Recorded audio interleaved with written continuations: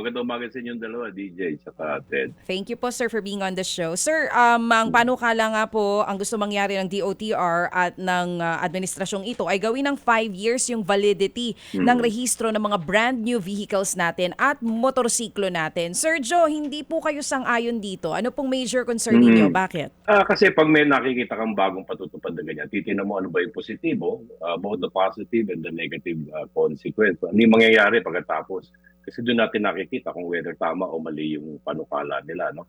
Una-una, pag tinitingnan mo, nakausap ko si Sec Banoy Lopez ng DOTR tungkol dito. No? In-explain niya yung filosofiya, bakit nila ginawa. Magiging convenient raw. Excuse me, nakikiuso ako sa ubod.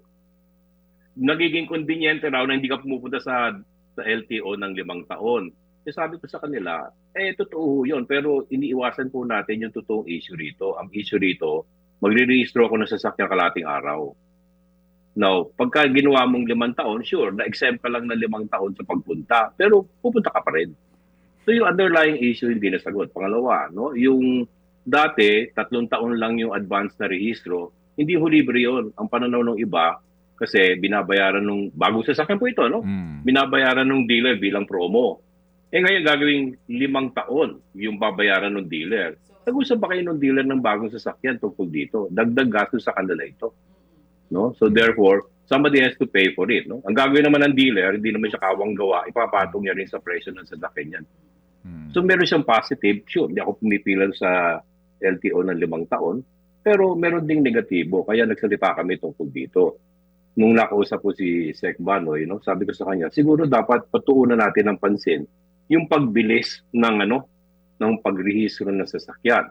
Ang magiging resulta nito, mahigit 1 bilyon ang kikitain doon sa 2 taong additional na rehistro. Ina-advance po nila yung rehistro ng 5 taon, di ba? So, dati 3 taon lang. Ngayon, magkakaroon ng 2 taon pa na additional. So, saan natin gagamitin yun? Sabi ko sa kanya, sana gamitin natin para ma-improve yung sistema, para hindi nakakasuyang pumunta sa LTO para mag-rehistro ng sasakyan. Okay, yun sa mga sinasabi lang, hiwalay yung bago at kasulungan. Sure, no? Pero yung karamihan sa mga sasakyan natin ay luma. Tsaka ang impact nito, 500,000 vehicles are entering our streets every year. So hindi po maliit na issue itong pinag-uusapan dito. Okay. Meron pang isa na nakaligtaan yata si Sir. Safety issues. Hindi lang 'yun. Sir, yung no contact apprehension, yung mga yung kasi 'di ba ang sabi ng MMDA LTO, papagbayarin ka diyan pag renew mo ng rehistro mo, hindi ba? So, paano 'yun? Oo nga. So mangyayari doon, hindi mo alam na nahuli sa sasakyan mo. Kung halimbawa, pasaway ka at kamote ka din, taon-taon may Multa. penalty ka. Oo. Tapos magugulat ka na lang kasi meron din tayong lisensya kayo 10 taon. Magugulat ka na lang dahil salbahe ka pala. Abay 100,000 yung. Pero ako may narinig minsan yung nagrereklamo 200,000 daw yung penalty niya sa loob ng 3 buwan. Nung tiningnan yung lisensya niya, paulit-ulit pala niya ginagawa yung no loading and unloading, araw-araw, siguro 6 na beses. Yung babot ng 200,000. Yung mga ganong sitwasyon, uulit yun. Yung naiipon, yung penalty, tapos magugulantang na lang. Kaalma yung tao ngayon magbayad. Okay. So kumbaga, ito lang po yun, kasi nga usually, baka yung iba hindi nakarating sa iyo yung notice, no? Yung abiso na meron kang violation. So meron ka ng flag doon sa iyong rehistro. Lisensya at Alright. rehistro. So may corresponding penalty yan taon-taon. So kung 5 taon na nga yan, magugulat ka na ang laki na ng penalty. Tapos tsaka ka magko-contest ngayon. Tapos yung sa NCAP, hindi lisensya ang tinitikitan na yung sasakyan. Oo, yung nga po yun. And then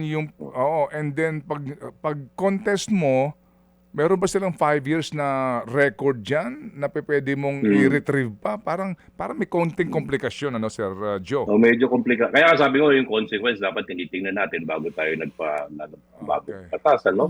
Yung halimbawa, sa ibang munisipyo, pag nahuli ka, normally yan, within 30 days or 6 or 3 months, kailangan tubusin mo yung lisensya mo. Hindi magkakaroon ng penalty yun, araw-araw, kung hindi mo alam, 5 taon bago mo nalaman, naloko na yung penalty na yun. Yung ba, i-waive ng gobyerno na hindi mo nababayaran yun dahil hindi mo alam. Oo, so ito po mga concerns na sinasabi ninyo and 2 beses nyo nga pong inulit na dapat bago naglalabas ng mga bagong utos, kinakausap din muna, Step-step nagkakaroon muna. ng konsultasyon dun sa mga stakeholders. So pakiramdam nyo Tama. po, hindi nagkaroon ng konsultasyon, ito na naman, may bago na naman silang gustong mangyari? Sa sitwasyon namin, hindi naman kami tinanong dyan, pero ang may impact dyan sa mga auto dealers, sila yung mga bago na nagbebenta ng sasakyan. Sinabi ba nila na 5 taon na ngayon yung ipopromo nila? Pinopromo ng dealer yan. So, Hindi dati lahat, 3 taon lang ba? hindi lahat ng dealer, Sir Joe, Ayun pa yung masakit. Hindi lahat ng dealer. May mga dealer na bibili ikaw magbabayad ng hindi rehistro. ginagawa. Yes, Oo, yes. simula 3 taon, magiging patong sa mamamayan yun, 5 taon. Hindi mura yun. Ah, Medyo, pag minultiply mo ng 5 taon, sabihin na lang natin 1,500 times 5 years, halos 8 million. Hindi lang yun. Paano po yung sa middle income earners, mga middle income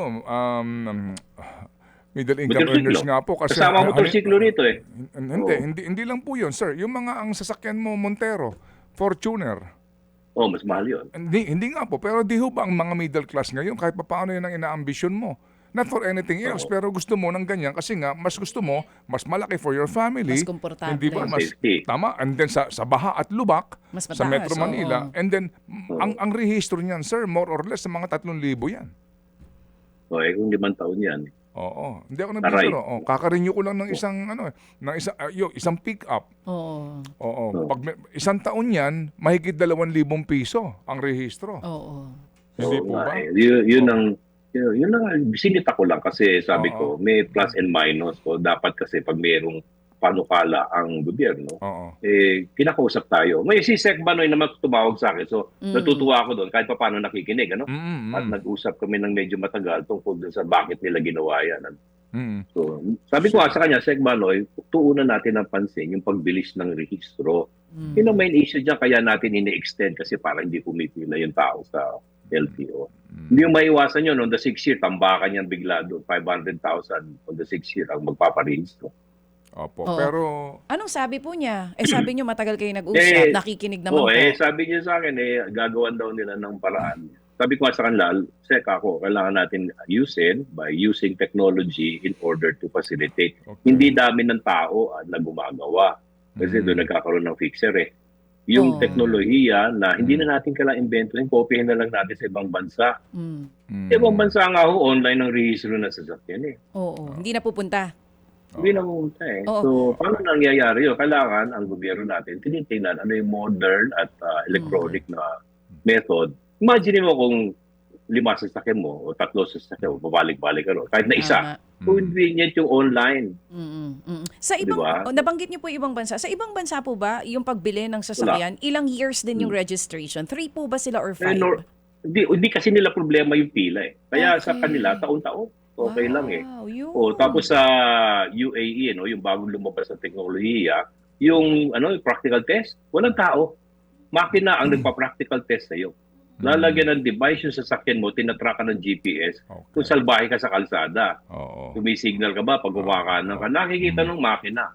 Pagbalik mo rin sa yarda, isa-swipe mo yung card mo, pass or fail lang, 70 points ang dapat ipasa mo. Oo. O kaya doon, pabalik-balik ka, kung hindi ka matinong driver, pabalik-balik. Wala kang kakausapin, sino susuhulan. Opo. And for the Yun ang longest sinasabi time, yan na rin po ang inyong paulit-ulit na sinasabi. Kumbaga, may AI na nga ngayon, di ba natin pwedeng gawin yun sa LTO? Okay. Meron yan, Sige. meron yan. Anyway. Yung sistema sa UAE, I think 100 million ang cost, dito sa dagdag rehistoran to, mahigit 1 billion ito.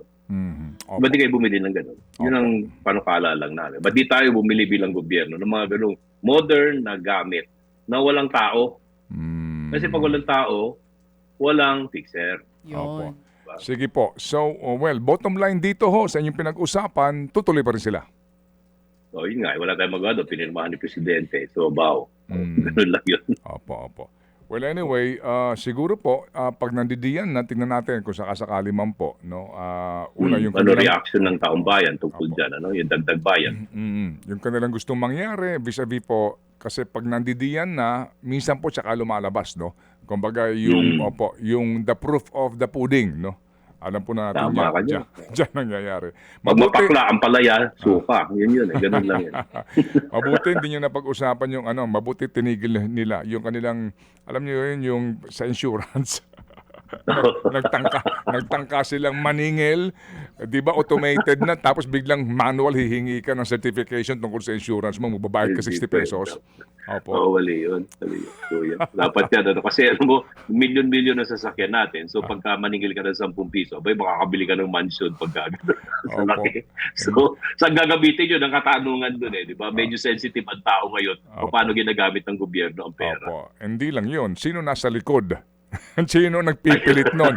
Binaril na nung panahon ni Vince, binuhay Babalik ngayon, na naman. mabuti Yes, ho, na. at binaril ulit ni Sec Banoy, no?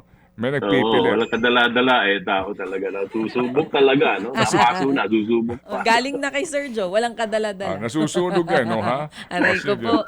Salamat po, Sir Joe, sa inyo pong panahon. Sige. Sige. Salamat. Magandang umaga sa inyo lahat. Thank you. Yun. Mga kapatid, brothers and sisters, saan ka pa? Dito na tayo sa totoo.